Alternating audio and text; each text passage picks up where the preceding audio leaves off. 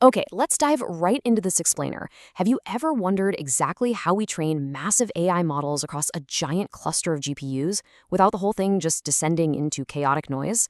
Well, if you want to know how tech giants synchronize thousands of processors to act like a single unified brain, you're definitely in the right place. We're going to look right under the hood of distributed training architecture today. So here's our agenda. First, scaling deep learning training. 2, the data parallelism approach. 3, enter Ring AllReduce. 4, maintaining global model consistency. 5, the batch normalization dilemma. And finally, 6, synchronized batch normalization. Okay, kicking things off with Section 1, scaling deep learning training. To start, we really need to understand the sheer physical limitations we're facing with modern AI architectures. Because before we talk about the how, we have to grasp the why. Take the number 405 billion, for example. That is the parameter count of Llama 3.1. It's just staggering, right? Just to store that model in its original BF16 precision, you'd need an astronomical 810 gigabytes of memory.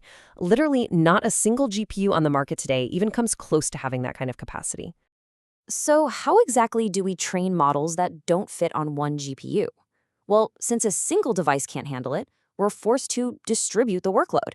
It's kind of like an orchestra, you know? You rely on multiple musicians to play a complex symphony. But to make them play flawlessly together, we need a really solid strategy. Which brings us to Section 2, the data parallelism approach. Data parallelism is basically the absolute bedrock of our scaling strategy. By splitting our massive datasets across multiple devices, we completely sidestep those dreaded out-of-memory errors while effectively boosting our computational power. Think of it like this. Instead of one person trying to read an entire library of books, you hire 100 people, give them each a small stack, and have them read at the exact same time. Every GPU gets a full copy of the model, but it only looks at its specific mini batch of data. Now, when you compare the different scaling strategies out there, you'll notice something specific about data parallelism. Unlike tensor or pipeline parallelism, data parallelism targets the batch dimension. But, and this is crucial, it comes with a massive dependency on collective communication. Basically, all these GPUs have to constantly talk to each other to share what they've learned from their individual data shards before they can move on to the next step. And that perfectly tees up Section 3, enter Ring AllReduce. The real trick here is figuring out how these GPUs can share their findings without completely clogging up the network. Because if we use a naive approach, imagine 64 GPUs all shouting at once, trying to send massive gigabytes of gradient data to 63 other GPUs simultaneously, the bandwidth requirements just explode exponentially. Training would slow to an absolute crawl. Instead, we use Ring AllReduce. It's a wildly fast, bandwidth-efficient architecture where the bandwidth usage magically remains constant no matter how many GPUs you add to the mix. Picture it like this. The GPUs form a logical circle. GPU 1 sends a chunk of data to GPU 2, GPU 2 sends a chunk to GPU 3, and so on. Then they process that new data locally and pass it along again.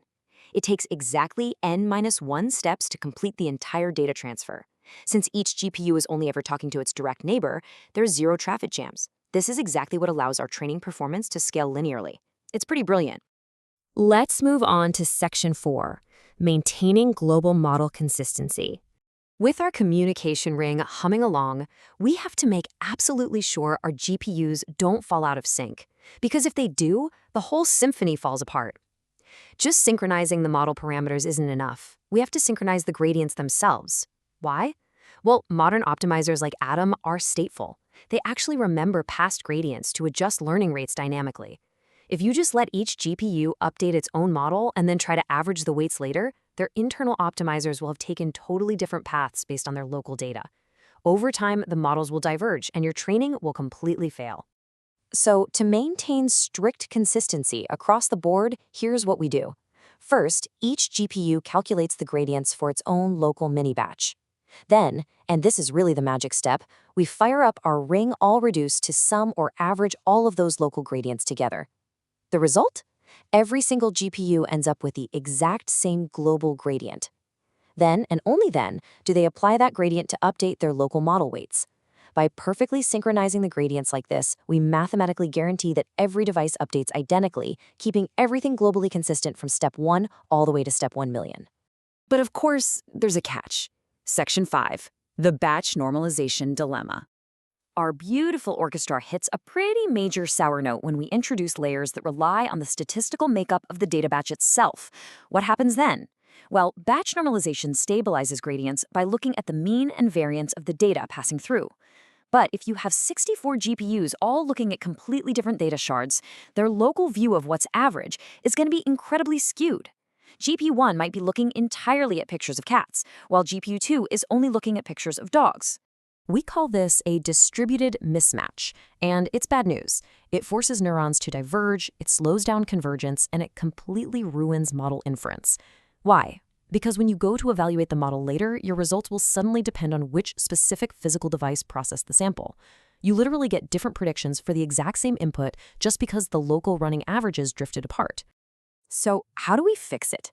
Section 6, synchronized batch normalization. To fix this distributed mismatch, engineers came up with a genuinely ingenious mathematical workaround. You might be thinking, hey, let's just send all the raw activation data to every GPU. No way. That would absolutely crush our network bandwidth. Instead, synchronized batch norm relies on simple math. Each device just calculates the sum and the sum of squares of its local elements. That's it. It pushes those tiny numbers through one low-latency AllReduce step. Once every GPU has the total sums from the whole cluster, they can instantly calculate the true global mean and variance locally. It's such an elegant solution. It perfectly synchronizes our GPUs, letting us accurately normalize features while protecting our precious network bandwidth. It essentially tricks the batch norm layer into thinking it processed the entire global batch on one massive, imaginary GPU. Now, it's worth noting that different frameworks handle this coordination with their own unique compilers and optimizations. TensorFlow, for example, groups smaller tensors together into a single buffer, a technique called gradient packing, to maximize bandwidth. PyTorch enforces strict dynamic graph constraints. If one device skips a batch norm layer, it causes a distributed deadlock, so it absolutely requires symmetric execution. Meanwhile, JAX lets you define precise hardware synchronization subgroups, which is great for optimizing over high-speed intranode connections. And that leaves us with a pretty fascinating frontier to think about. As models get even larger, we're pushing into 3D parallelism, mixing data, tensor, and pipeline strategies all at once.